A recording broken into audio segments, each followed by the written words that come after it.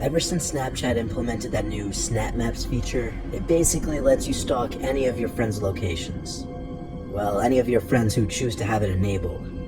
For some reason, I used to have it enabled. I guess just because I liked my friends to see that I was busy a lot or something dumb. I'm in 11th grade, a junior in high school. Snapchat is obviously a huge thing these days in high school. If you don't have one, your friends will likely question why not. Even the weird kids have Snapchat. Like the really, really weird kids.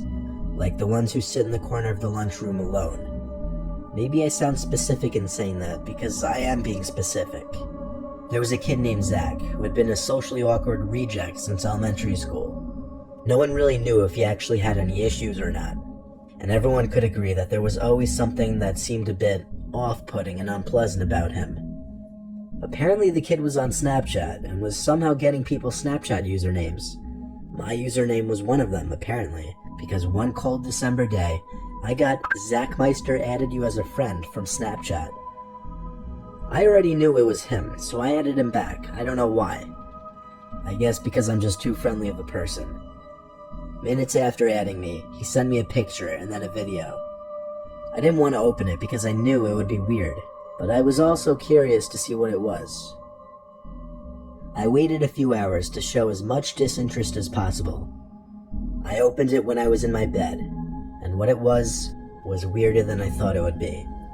It was a picture of me sitting in the lunchroom at school, but then the video was when the bell rang and everyone in the lunchroom got up, including me obviously, and he zoomed in on me and recorded me as I left the lunchroom. The worst part was the caption at the bottom, which said, "Cute LOL."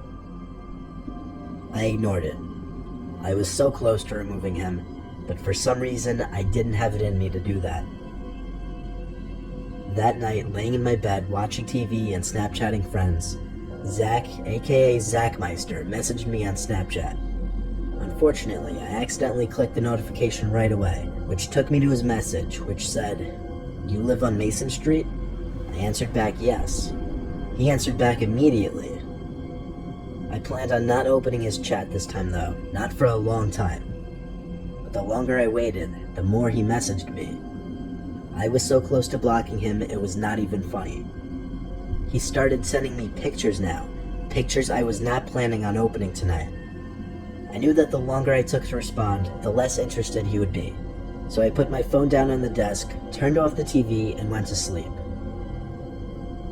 The next morning when I woke up, my window was wide open, as well as my closet door. I literally mumbled to myself, "What the fuck?"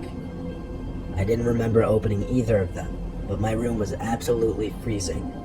I saw a bunch of new notifications from Zach on my phone. Then it sank in. What if this was him? I opened Snapchat in a hurry and opened the snaps from Zach.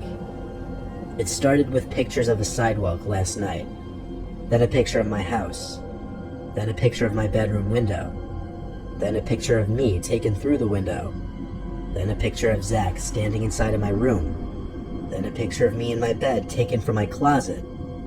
That was the last picture. Then I saw his messages. There were so many messages, a lot of them starting with, "Answer, why do you take so long to answer?" Then later on he said, "I'm gonna come visit you, LOL, you have your Snap Map on too." Then he said, "I like watching people sleep." Then he said, "I found you with your Snap Map, I hope you don't mind, I think you're cute though." I need to mention, I'm a guy in case you were wondering. The rest of the messages said things like, "Are you up yet? What are you doing?" I didn't care anymore though. I screenshotted the chat. Unfortunately, I did not think to screenshot the pictures in time before it was too late.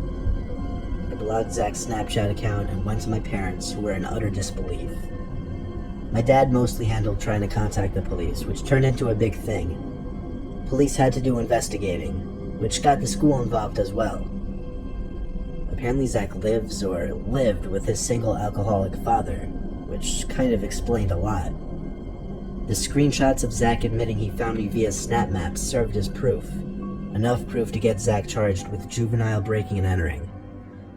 No one ever saw Zach at school again after that. It was assumed he and his father moved far away.